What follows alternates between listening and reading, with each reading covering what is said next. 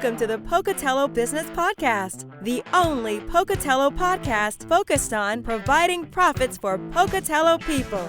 If you love our town and love small business, you are in the right place. We interview local legends, learn business, and have way too much fun doing it. You're listening to the Pocatello Business Podcast with your friend, host, all-around great guy, and owner of Nucleane Commercial Cleaning, Spencer Ward. Pocatello Business Podcast is sponsored by Dell's Outdoor Advertising, locally owned and operated for the past 60 years. Did you know that nationally, outdoor advertising reaches more consumers per day than all other media? Billboards work 24/7, bringing your message to customers around the clock.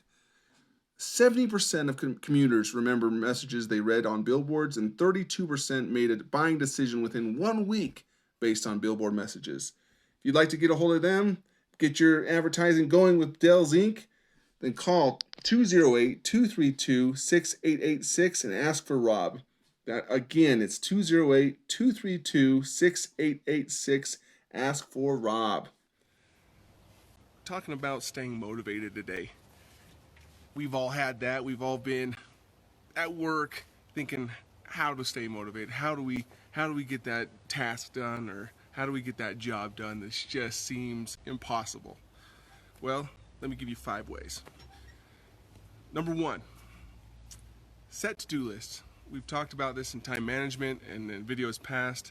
Either block out your time, either half an hour at a time, an hour at a time, or just, if that works for you, great. If you don't have that, or you don't want to do that, if you literally just take a pad of paper, write a to-do list, and as you're going down, or even on the computer, and as you're going throughout your day, actually physically crossing tasks off, that for me, it's a huge stress reliever when I'm actually seeing myself crossing tasks off that are completed. It helps me understand, and it helps me realize that, shoot, I actually am accomplishing a few things today. And that's one big thing to stay motivated to work. We get too busy. We get too busy at work, and we think, shoot, how we're going to accomplish this whole glob of tasks that I have to accomplish. But if we're writing them down, and you got to think too, in the mornings you're more ready. Your body, your mind is more ready to accomplish the harder tasks. So put those harder tasks at the beginning of your list, and the easier ones towards the end of the day, when you're starting to, that macho burrito starting to settle in, and you're trying to unwind for the rest of the day, and you have some easy things to fall back on after lunch. That's the way to do it. Anyways, I've heard this phrase this week, and I've had it from colleagues before, is hardest tasks first, and tasks that are closest to the money, accomplish those first. Because if you're getting those things done first, and you're getting a win first off in the day, that's going to spike your energy, and your motivation's going to stay at a higher level throughout that day, because you're going to have that win from the earlier morning to come back on in the afternoon when that macho burrito, must have macho burritos on the mind today. But when that's starting to settle in, and you're starting to slow down, at least hey, I've got that win for the morning, and shoot, I'm going to keep rocking and rolling the rest of the day. And I have these other lighter tasks to do, and we'll get her done. Second thing, works for me, for one thing, is set up a reward system for yourself. Bribing yourself can be a great way to remain motivated at work. For me, I have certain things that I do, or even buy myself. If you ever watched Parks and Recreation, there's an episode called, and all they're doing is treat yourself. That's all they keep saying is treat yourself. You do something good, you accomplish some task, or some rather large task. Treat yourself, reward yourself, bribe yourself. Do what needs to be done to keep yourself motivated. Doesn't always have to be big. It can be as simple as, I'm going to go down to the ice cream truck after I'm done with this task. I'm going to go crazy. I might even order 2 scoops a day. Number 3, don't focus on the things you don't have control of. We've all done it. It's incredibly contagious when you have all these tasks around you to get done, and some of them you're waiting on a second party to get back to you, or just general things that are out of your control.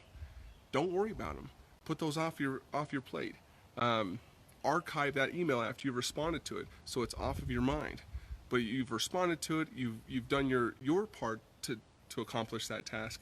Now you're just waiting to get back to for the person to get back to you. Man, it's just not worth your time. So archive that email, send off what you need to send off, and just wait for that to come back into your court. And then when it does, deal with it then. But at that time, once you've sent that off, you've done your part, keep working those tasks that are closest to the money. Meaning, what are income producing activities and what are not. Even if you're not a business owner or if you're working for a company, just remember you're going to be indispensable for that company if you're constantly adding to their bottom line every year. So closest to the money, hardest tasks first, good rule of thumb there, and just don't worry about the things you can't control, because it sucks your energy and it just sucks your creativity. I know from experience. Number 4, take a break. If you're in an office setting and you're only time you have to get up is to go to the water cooler and fill up your water, or if you have the opportunity to go outside and walk around your property a little bit, or your office area, or if you're a business owner, just step away and just say, listen, I've got to give myself 10 minutes to unwind. It's got to happen, because my mind's going to explode. And my mind's not very big. It's very small. Got a memory of a goldfish. Anyways, it's huge that you've got to take that break. Let yourself unwind a little bit, just even if it's for 5 minutes. Take that time to go out, just recharge those batteries a little bit, take that walk, and it helps just get yourself away from the desk. And we're creatures of comfort, and if we just break the habit of, I'm at the desk, I've got to get things done no matter what, that right now, and our mind is just set on it's got to get done, sometimes we lose creativity. And you just got to get up and walk. You got to go out and do something. Go to the kitchen, refill your water, go get a soda, whatever you think is going to work best for you. And number 5, a dirty office equals more stress, and it also is a motivation drain. I've talked about this before, but just at your general desk, that when your desk is cluttered and you've got papers all over the place, and you've got to get it organized, and you've got to get a bunch of stuff put together and put away, it almost seems daunting, that task, and naturally you just lose motivation. If you look around you and the floor's dirty, there's dust in the windowsills, the restrooms are atrocious, those things don't add to your day. They don't add, they add to your stresses. And you go from an already stressful day, and you go to the restroom and you see just an atrocity of dirtiness and filth. It doesn't help to the calming relaxation that you're trying to experience as you're getting away from your desk, and not just in the restroom, but just generally. I'm not getting too far into party talk here, but that's what I'm talking about. You gotta have a clean office, and a huge part of keeping yourself motivated. Hope these 5 ways help you. We'll talk to you later. Congratulations on spending a couple minutes getting just a little bit smarter, having some fun, and supporting the Pocatello business community. If you are feeling the love, make sure to subscribe, rate, and review on iTunes, Stitcher, or wherever you are.